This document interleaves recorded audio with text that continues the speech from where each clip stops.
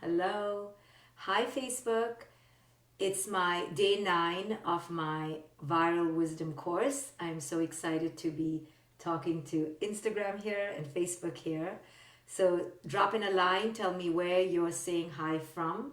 I see South Africa and Denmark and so many more people from around the world. So I decided to teach this course because I teach many courses, and right now all my courses are half off. If you wish to avail of the discount, you can use a 50% off coupon.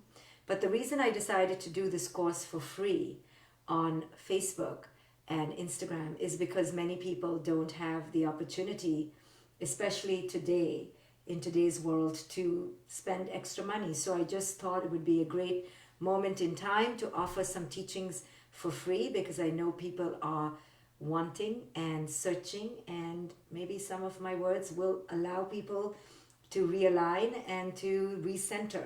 We're all looking for some re-anchoring during these moments of time, so maybe my words will help you. So I'm so happy you're here joining me from all over the world, Canada and Saratoga and New York. Hi Lynn, hi Deepa from India, Cindy from Boston. So let's dive into today's teaching. So today's teaching is all about being stripped. In essence, we have all been stripped, and being stripped is a very uncomfortable position. Being robbed, being stripped of our normalcy, of our routine, of our organization, of our order is a terribly uncomfortable position, isn't it? And it's causing a lot of inner perturbation. It's causing a lot of inner exposure and vulnerability. We are feeling naked. We're feeling stripped. And we're forced to look at our raw selves without the mask in a very acute, palpable way. And this stripping brings with it an acute exposure to all aspects of our lives. And that's why it's so painful.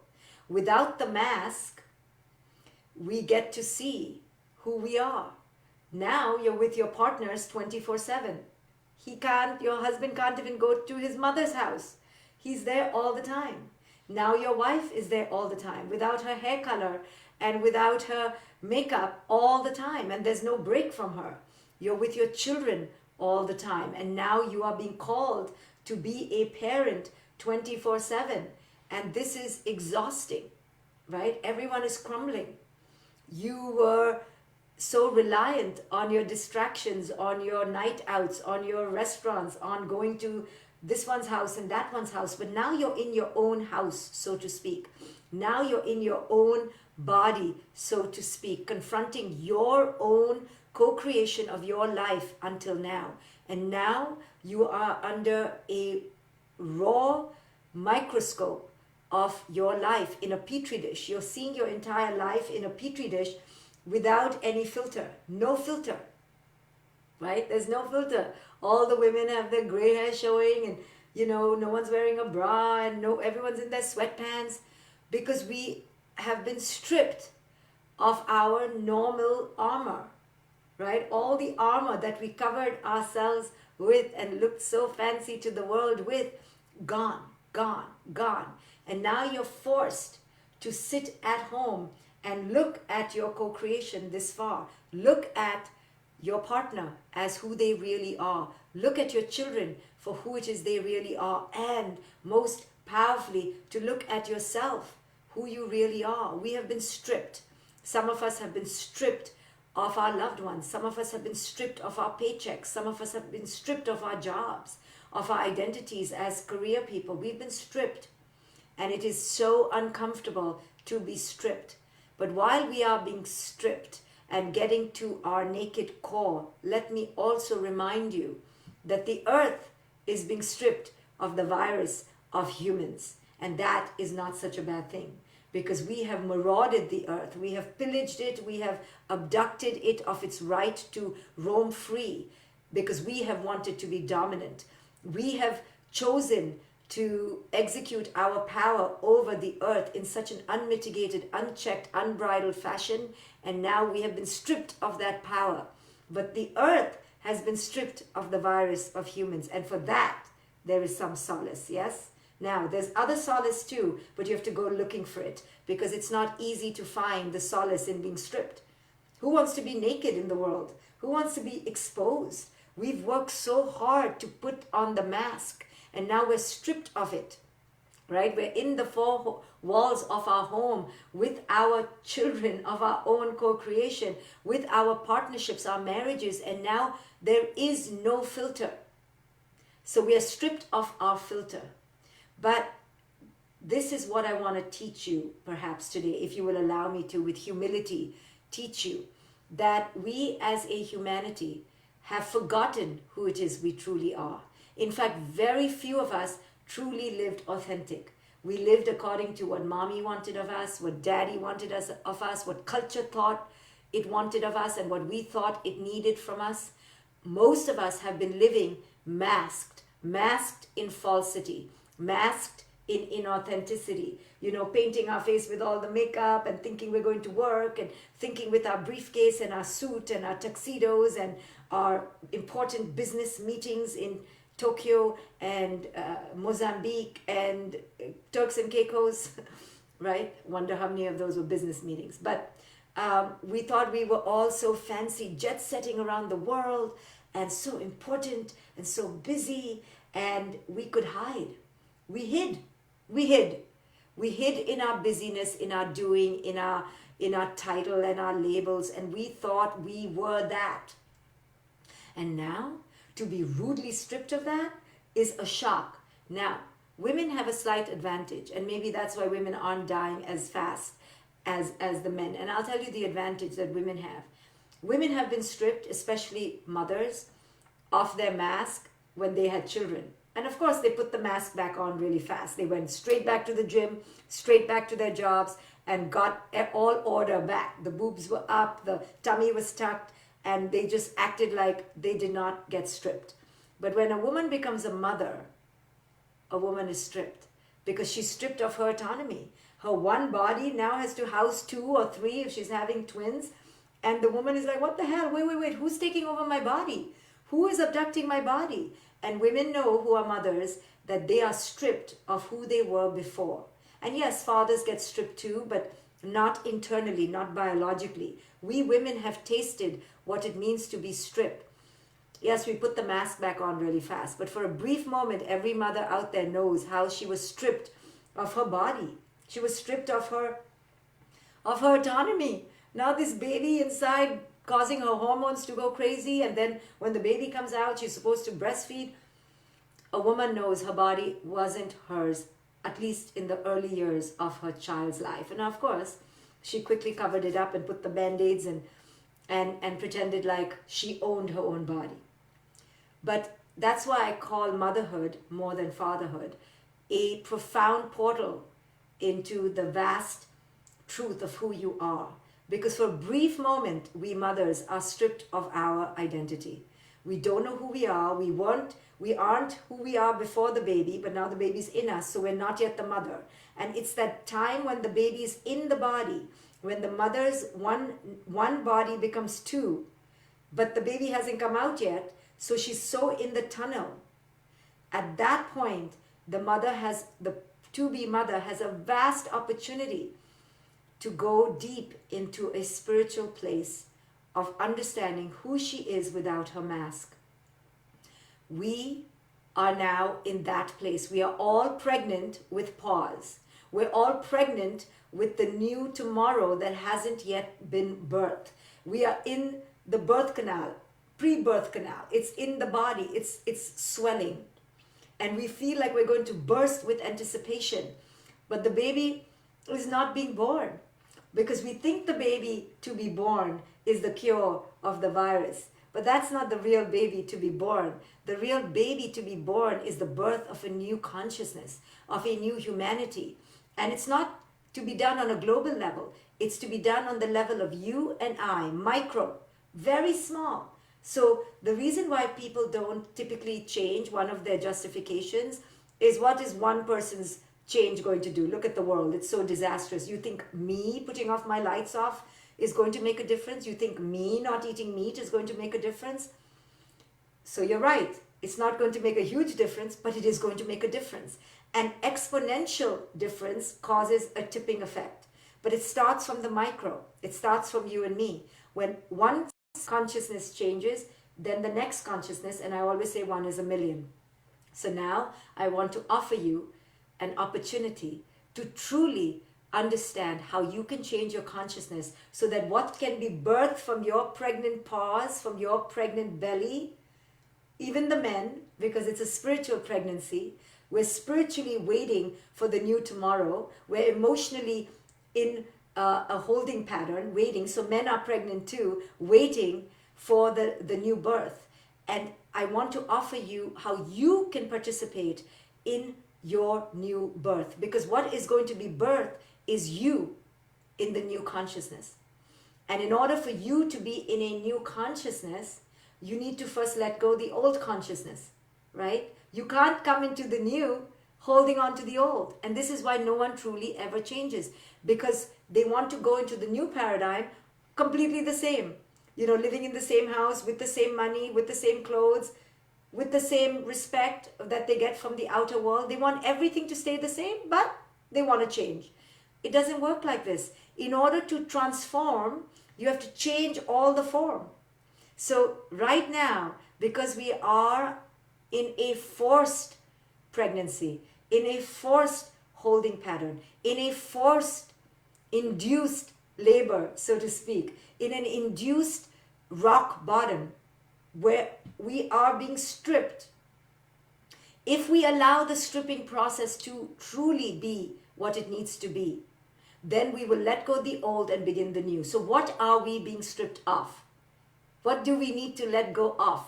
Well, on a basic material level, we're being made to be let go of all ideas around order, all ideas and predictions around being organized, around planning for the future. We're being told, don't do that. That is an illusion. And if you do it knowing you are participating in a slight degree of madness. Do it, plan for the future, but please, through this experience, know that you are forever, never guaranteed a future. Remember that. You're being stripped now of your delusion that you knew the future, that you could have order and planning in your life. So you used to tell your children, I'm preparing you for the future. I'm doing this for tomorrow. I'm saving for tomorrow. There is no tomorrow. So if you want to do it knowing that you're doing it for an illusion. And what that does, so once you strip away that idea, what gets birthed is this idea that I need to live in the present moment. How the F am I living right now? You see, before this pandemic, we lived under the cloud and illusion that we could plan for the future. The danger of that way of thinking is that it allowed you to not be in the present moment. You don't realize how it was stopping you from being in the present moment. But now it's being stripped away. So we are mourning it, but I'm asking you, instead of mourning it, understand what is trying to be birthed. What is trying to be birthed is the new consciousness, which should have been an old consciousness, a new consciousness that, oh, now I understand. I can't really plan. And all my fixation and obsession around the future was so threadbare, was so fragile, was so silly. Now I realize I have to develop a new set of skills because that is clearly an illusion. So what gets birthed is the profound awareness that if my present moment is not powerful, is not resonant with who I am, is not empowered, is not free, then my life is wasted. This is the profound message that gets given to us in this pregnant pause, waiting to be birthed when the old is stripped. So when we strip away from this delusion that all our planning meant something, that we could have a future, that we thought we had a future through the planning, once you strip that, now you're given an opportunity to birth this new consciousness that your present moment needs to be lived in a new way. And most of us have not been living in the present moment in any way. Forget a new way. We've not been present. We've been waiting to get rich, to get thin, for the career raise, for the job raise, for the salary raise, for the children to go to college, for the children to get married, for if then. We've been waiting for the then. And let this moment in time, let this conception and this pregnancy and the labor be for the labor of consciousness, of you understanding that the main reason that this is happening is for you to look at your present and change it according to your authentic self now. Stop waiting. There is no future. So that's one thing we've been stripped of, and there's an opportunity. It's still in the belly. It's still not birth for you to begin to birth a new consciousness. Think about it and let it go. You're being stripped of it. You could be obstinate. Humanity is very stubborn, and humanity could go, nope, the minute I come out, I'm going back to normal. Go ahead, your choice. But you've been offered an opportunity for a spiritual jewel. The next thing that has been stripped is all your identification with all things of waste and excess. So, shoes, clothes, makeup, jewelry, cosmetics, makeup, yeah, but all the cosmetology, the padding, the cars, the where I live, how I live, who I know. You are now, because you are at home, not wearing your clothes, not wearing your shoes, not wearing your cosmetics, not even meeting the people you know, you are being stripped of that enmeshment to that. You're being offered an opportunity to discover who you are without that. And most of us are going, holy shit, I don't know whether I like myself. I need my friends. I need to wear my makeup. And you're looking at your hair and you're realizing, oh God, this is how my hair really is. This is how old I really am. Oh my goodness. And your partners are looking at you and you're looking at your partners. You're looking at your partner and going, I didn't know you're an alcoholic. And he's like, he or she is like, yeah, because before I used to drink not under your scrutiny all the time. Or you're like, I didn't know you had rage issues. The other day, somebody called me up, one of my friends, and she's like, oh my God, what's happening to my partner? And I said, this is happening for you to never forget that your partner has rage issues. Maybe it was all hidden before because you only saw them for an hour a day. So you got upset once a month. But that once a month would have lingered for 50 years. Now you're getting it in concentration and you're being asked to change now. So as we're being stripped away from all that we thought was so important to us. Oh my God, we used to put our makeup, all the women in their cars, fancy cars, going, showing off their cars. Now we're not doing any of that. So we are being asked, so that's been stripped away. So what is in the belly waiting to be birthed? A new consciousness. What is that new consciousness from this stripping away? The new consciousness is, wow, I was really dependent on bullshit before. I was really, really dependent on my shoes and my clothes. And I don't know who I am without it. I don't even feel worthy. I certainly don't feel beautiful. I don't feel sexual. I don't feel worthy. I don't have coping skills. I'm a rageaholic, alcoholic, foodaholic, Netflixaholic. And I'm seeing now, I'm replacing those addictions with new addictions. So the consciousness that gets an opportunity to be birthed, if you so choose, is to now detach from excess and go down, whittle down to your bare self. Find out how much do you really need to live, to eat, to sleep, to be beautiful, to feel comfortable. And if you're seeing yourself in absolutely dysfunctional coping patterns, as many people are falling apart, then with great compassion, go, oh my goodness, I do not want what will be birthed to be dysfunctional. I do not want what will be birthed to be an unhealthy new self. Do you want an unhealthy baby? No. You take care of yourself. This is your chance to now birth a healthy new you. But in order to do that, you have to see the unhealthy parts. You have to see now, and you're given an opportunity to see who you truly are, how much you really eat, how much you really drink, how much you really need your friends, how much you really need company, how much you need entertainment, because sitting with yourself is so intolerable and unbearable. So now, as you're being made to sit with yourself, you're being asked to grow up. Because a true grown up, a true adult, which you will rarely find, is one who is self-governing, self-autonomous, self-sovereign. Doesn't mean disconnected, doesn't mean not compassionate, but is fully empowered within the self, without the makeup, without the shoes, without the clothes, without the friends, without the social circle, without the show-off persona, the veneer of the ego. So as your veneer of the ego gets stripped, it is scary and uncomfortable, because you're asking yourself, naked eye to naked image in the mirror, who am I? And you're being given an opportunity to birth in the tomorrow, which isn't guaranteed, therefore it's in the now.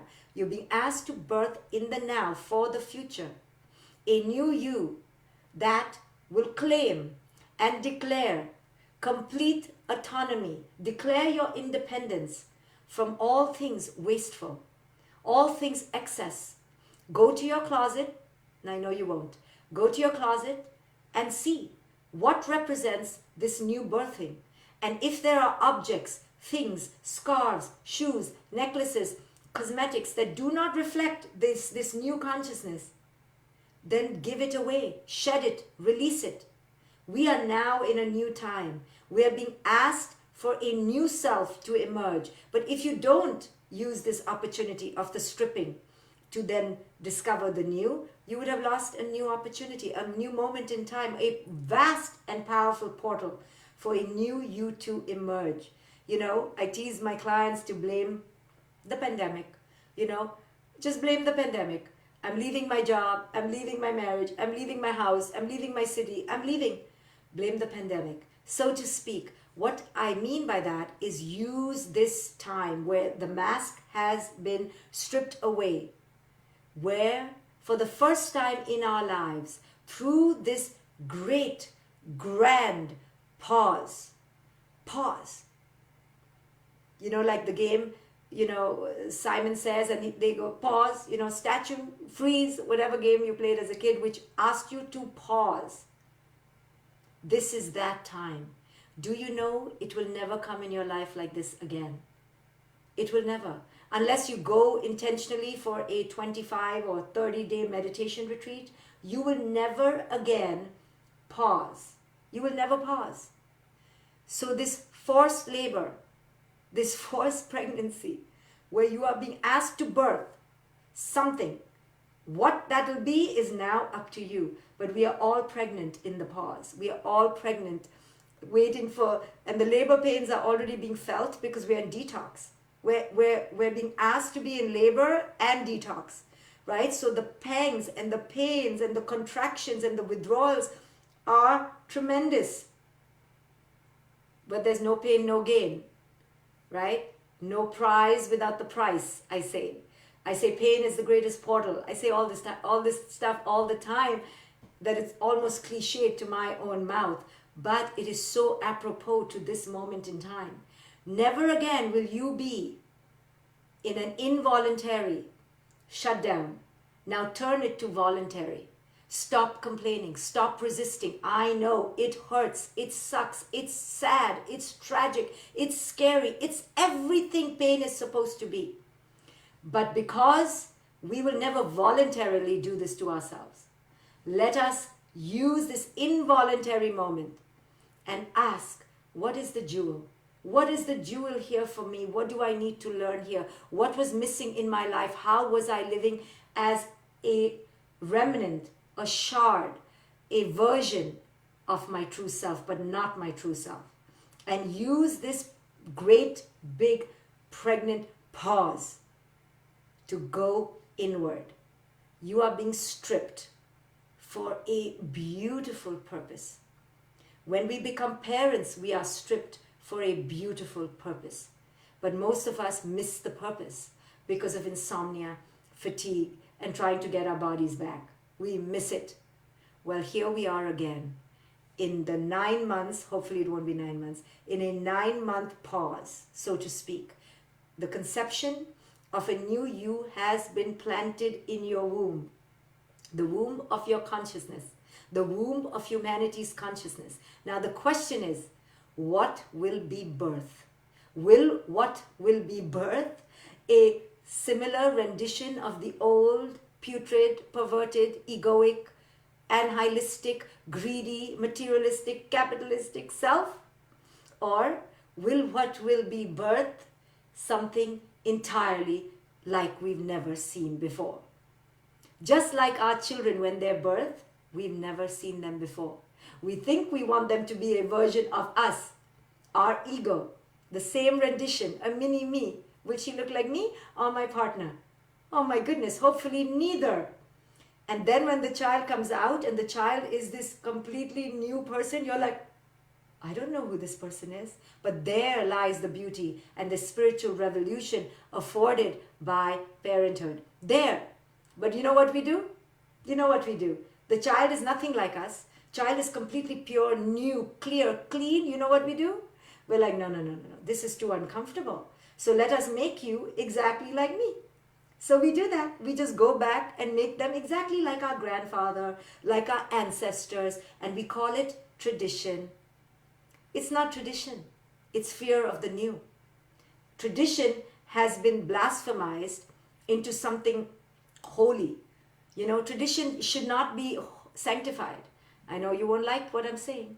And there's a reason I say this though. Listen to me. The reason why tradition has been blasted into sanctification, because it's been sold as this amazing thing. In some ways it is slightly amazing, but in many ways it isn't. You know why? Because it is a blind and automatic, default, immediate, robotic projection of the past onto the future. And we do this with our children all the time. The child is new and we go, no, let me give you my ideas. Let me make you like me. I like baseball, you like baseball. I like violin, you like violin. I like spicy food, you like spicy food. And then when the kid protests and says, no, I am a new, beautiful being. Can you please see me and be astonished at my vast, new potential? You're like, no, you're not a vast, new being. You are one more in the line of lineage, of descendants of great tradition and pomp and circumstance. And you have to follow the tradition, you see? So we put onto this new being and we stamp out its unique existence. So in the same way, now we are about to birth a new consciousness. But because we are so scared and because we are clingers of so-called tradition, so-called past, so-called routine, we're robotic. We're so scared of the new that we are literally waiting for the new birth to be the old. And what I want to offer you is that the old is old for a reason. The past is the past for a reason. It's not here. What is here now is a new awareness. If you allow yourself to sink into the new awareness. And the new awareness is all that was not the true me. It wasn't. And I'm now being asked to go inside on a rehab, on a meditation retreat, to ask, who am I without? And this mass stripping, this suspension of the old, the suspension of routine and tradition, the suspension of all past patterns, of all reliance on grades. So just because I said grades, let me just divert and I will come back. Most people here in the US, at least, have been complaining that the education system has literally not skipped a beat. And teachers have been complaining, because teachers are parents too. So teachers have been complaining that they are teaching students nonstop. Students are complaining that they have not missed a beat to even adjust to this new trauma, to this new traumatic moment in time for them. And parents are traumatized because they have to be dual roles of teacher and parent and forget other roles. So everyone is tethered to this idea of grades, that our children will miss something. What the education system is missing is that the true learning now needs to be adapted to the true situation. And to force all learning in the old way just because is just in the name of tradition. And it is just an indication of attachment and an inability to let go.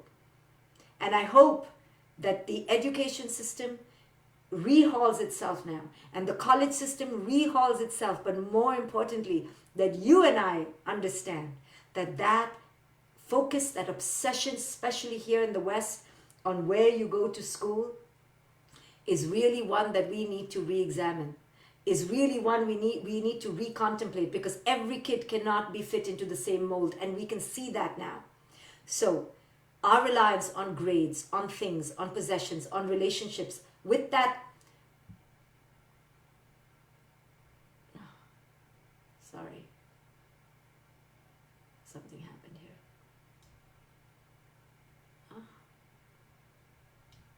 Pausing, taking a pause, returning. So with this pause that we just took is a new beginning. So I'm going to ask you, what has been stripped from your life? Can you allow for it to be released? Can you allow for a new birthing of you?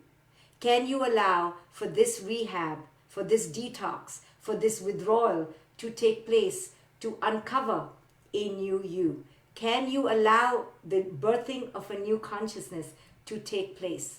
Now, in order for a new consciousness to take place, your way of thinking has to change, and you have to do some self-growth and self-work. So meditate, take courses about the inner self. Begin to understand who you are, not as an external being craving for external validation, but an internal being craving for internal connection. And when we as a consciousness, beginning with you and I, individual, micro, when you and I begin to nurture and heal our inner selves, this ripple effect will go on to our children, to their friends, and this is how a new tomorrow will come from the earth of our belly, from our consciousness, from our mind. So we are the tillers of the new soil. And this grand pause is asking us to pick the right seeds, to plant the right seeds this time, so that when we re-emerge into the clearing, into the opening after this tunnel, after this birth canal, we are nurturing the right seeds. So what will you let go of willingly? What will you say, I release, with great surrender and grace? What will you say you are happy to be stripped off from? What are you happy? I know for me, I am so happy that I can learn to live without excess, without distractions, without reliance on outer stimulation. I am so relieved to see that about me. But I don't want to forget this. I don't want to go back into my new life and go back into that craving, wanting, needing. I want to remember. So this is how a new consciousness gets birthed. When you go within yourself and you discover who you are without. And who you are without is who you are within. So I'm going to read from the Daodejing. It's a fascinating book that I use in my life to help me. It's called the Daodejing, and it's something I send out in my newsletter. I'll send you the link. If you need the link, somebody will post it here. And it's just something to think about and offer you a different perspective on how you're handling this present moment. So I'm going to read verse 8. Verse 8 says, it's beautiful, so just listen. It takes some time. Close your eyes, go inward, and just listen. The supreme good is like water. The supreme good is like water, which nourishes all things without trying to. It is content with the low places that most people disdain, Thus, it is like the Tao. The Tao is the way. So the Daodejing teaches us how to live life without a religion, without a cult, without a following, simply to understand the nature of life. So the Tao says the supreme good is like water. So I always say, out of all the elements, the element of water is the most profound, because water flows without resistance, and water always goes to the lowest point. It doesn't get scared of the lowest point. We humans get scared of the lowest point because we have somehow mistaken the highest point to be power. The highest point to be power because of our ego, our desire for control and dominance, to look better, to be richer, to have more. We always want higher and more. But that's not the nature of the most supreme good, which is water. Water always flows to the lower, because water understands that there is great power in humility. What that means is there's great power when you let go of your need for power. The greatest power is when you've let go of your need for power, when you've surrendered. In dwelling, the Tao says, in dwelling, meaning in living, the Tao says, live close to the ground. What that means is don't be so high up. Don't think you in your penthouse with your fabulous views or your skyscrapers. It means anything. It says live humble, live close to the ground. In thinking, keep to the basics, which means stay in the present moment. Don't try to get fancy degrees, fancy grades. Now, if you get it effortlessly, no problem, but don't crave it. In conflict, be fair and generous. In governing, don't try to control. In work, do what you enjoy. In family life, be present.